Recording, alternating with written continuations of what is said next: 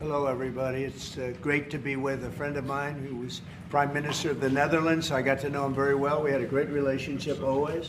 What happened the last couple of weeks is really staggering. The Europeans committing to a package of 800 billion defense spending in a run-up to the Hague summit to make sure that we will have a NATO which is really reinvigorated under your leadership, and we are getting there.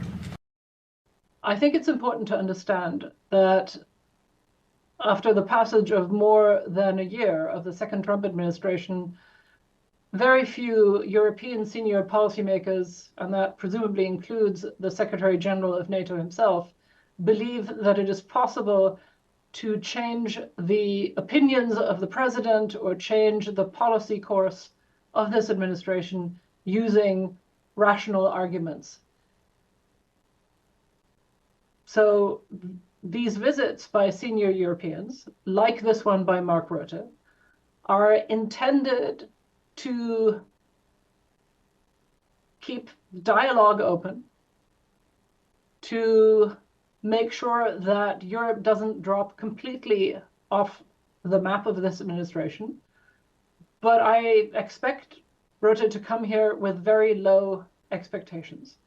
What I do think he will really want to ensure is that American promises to continue selling weapons to Europe for passing on to Ukraine will be fulfilled, and that the funds paid by Europeans for those weapons will not be diverted, as media reports have suggested. They're not going to be fighting each other. They've had it. They've had a big fight, like two kids in a schoolyard. You know, they fight like hell. You can't stop them. Let them fight for about 2-3 minutes, then it's easier to stop them. And then Daddy has to sometimes use strong language to You have to use strong language. Every once in a while, you have to use a certain word. So I think on the overall scale of possible ways of talking to the President of the United States, Rutte is seen by most European NATO allies as somewhat close to the maximalist end of the spectrum, if you know what I'm saying. And I could imagine some European allies wanting him to tone that down a little. That said, again, I think that neither the Secretary General himself nor those other allied governments at this point can have great hope in any form of persuasion and or flattery really changing American decision-making. Can you please tell me if you got a screenshot? Can you see it?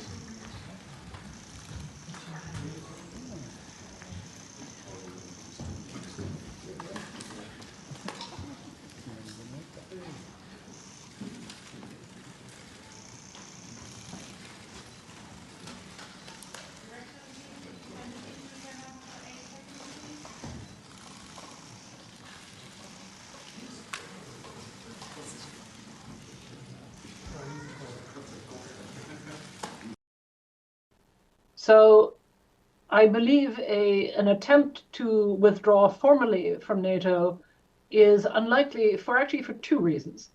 One, because of that procedural threshold.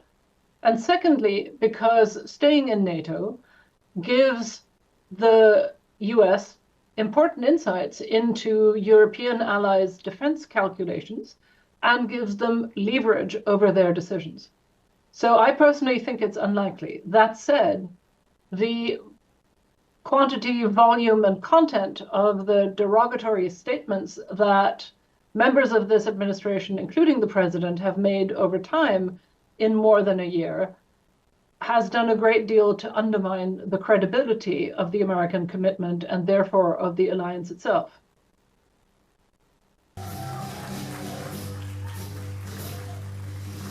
I just want to tell you, NATO treated us very badly, and you have to remember, because they'll be treating us badly again if we ever need them, and hopefully we're never going to need them. I don't think we will need them. I don't think they can do very much. I actually asked UK. So NATO 101.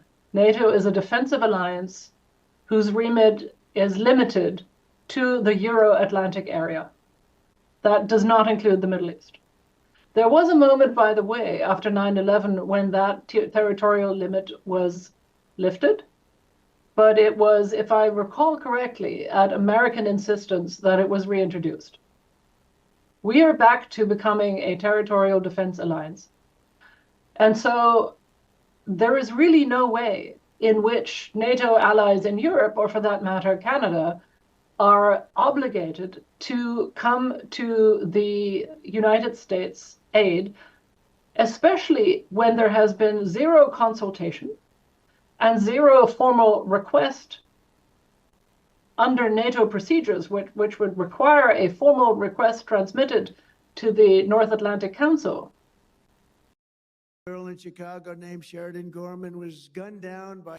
There's always surprises with war. They can be very bad surprises. I mean, wars are lost. It should be won. Many wars are lost. You think a country is going to wipe somebody out, and they end up getting wiped out themselves. So it's always risky. But I think a tremendous mistake was when NATO just wasn't there. They just weren't there. It's going to make a lot of money for the United States because we spend hundreds of billions of dollars a year on NATO, hundreds protecting them. And we would have always been there for them. But now, based on their actions, I guess we don't have to be, do we? There are some European allies who have denied the usage of their bases to the American administration. There are some who have denied overflight rights. But most of them are doing neither one nor the other. They're allowing the use of their bases. They're allowing overflight. And those bases and those overflight rights are crucial to the United States in the prosecution of its war in the Middle East. If all of Europe's member states were denying base usage and overflight rights, this war would be practically impossible to prosecute for the United States. So it is not correct to say that Europeans are not helping. Yeah, potentially up to $500 billion extra in defense spending. And then, of course, you had Keir Starmer here,